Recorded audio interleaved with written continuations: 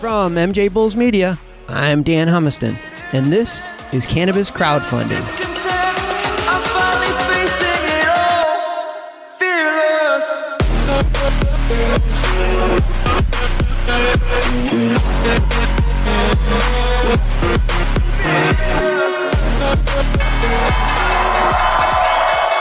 Today on Cannabis Crowdfunding, we are joined by Pablo Mitre, the head of finance and strategy at Remedy Processor. Pablo, welcome to the show.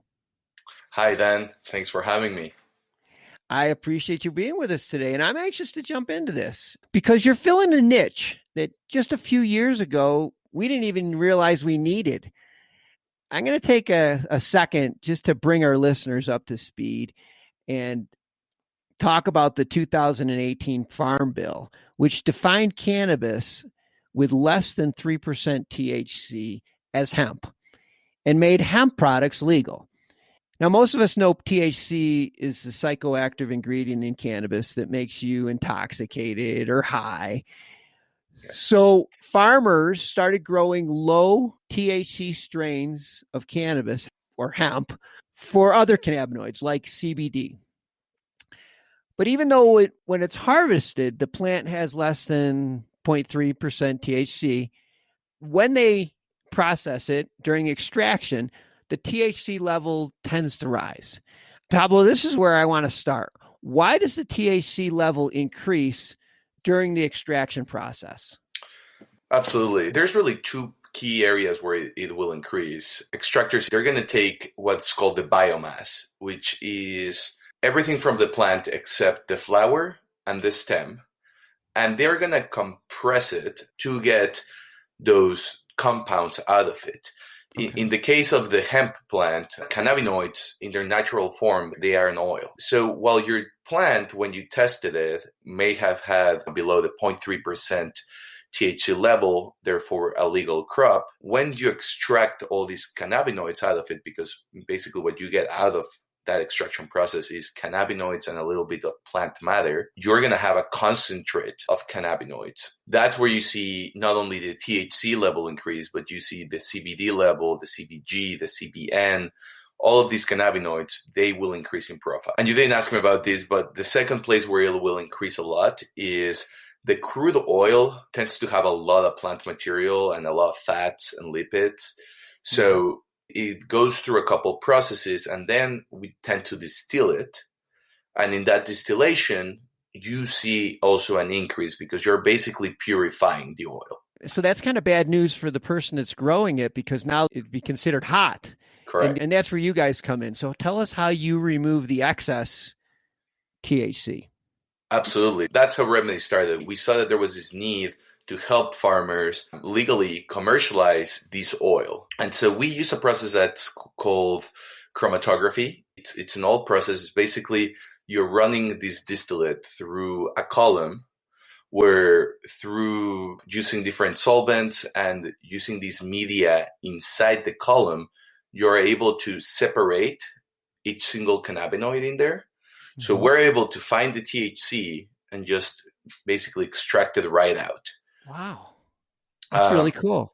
Yeah, no, absolutely. And this process is called thc-remediation. And the technology that we use, chromatography, has really also helped us build our business model and our strategy farther because we are able to pinpoint any single cannabinoid inside of that column. So we have that capability now where we are able to very effectively take out not only the Delta-9 THC, but we can look at the CBG, look at the CBC, look at the CBN, and we're able to extract each dose in an effective way in their isolate forms. That is great. And I suspect that now that there's more government oversight and there's more pressure on processors to make sure that they are within the legal limit. So the need for this particular service that you offer has increased a lot recently.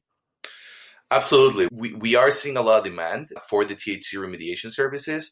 We also see a lot of demand for the other cannabinoid isolation services, and that has increased significantly. The clients who are buying directly from the farmers or from whoever the farmer sells to are starting to realize that it's not just CBD. The other minor cannabinoids each have their very specific qualities and characteristics that make it more attractive if you're trying to make an anti-aging eye cream or if you're trying to make a muscular pain cream. We've been seeing a huge increase in demand for both of those services. There's other services too. I know you sell direct, you do some wholesaling direct. I suspect all those services are on an increase right now. Correct. So we designed 6 specific formulas that they're pre-designed for very specific products. So going back to the example I just gave, if our client is trying to make an anti-aging eye cream, we're going to use a distillate where we use a lot of CBG. So that will usually have a 10% CBG in the formula with 80% CBD and other minor cannabinoid profiles. But if you're making, for example, the salve or a cream for muscular pain, we put a 70% CBD profile with 15% CBC. We found an edge in the cosmetics industry, but this can be phenomenal for any type of food and beverage product as well, or for all those brands out there as well who are trying to differentiate themselves with a product that's better for sleep, a product that's better to get more energy and feel a little bit more better with your day. Yeah, we're seeing a huge spike in demand for those as well.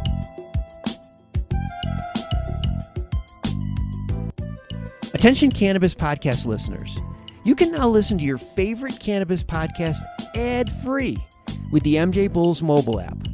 Just download the free MJ Bulls mobile app to your smartphone to start enjoying cannabis podcasts with no commercials. Go to Apple Apps or Google Play to get the MJ Bulls Cannabis Podcast app today. Well, you're in the middle of a crowdfunding campaign, and that's what we're here to talk about. It's hosted on MicroVenture. So tell us a little bit about the campaign. We still have a special perk going on right now. So for investors that get in before we hit 150K, the valuation cap on the convertible note is only 4.25 million, versus if you come in after, it's going to be 5.5. So there's still an opportunity out there for anyone interested to get in the early perk.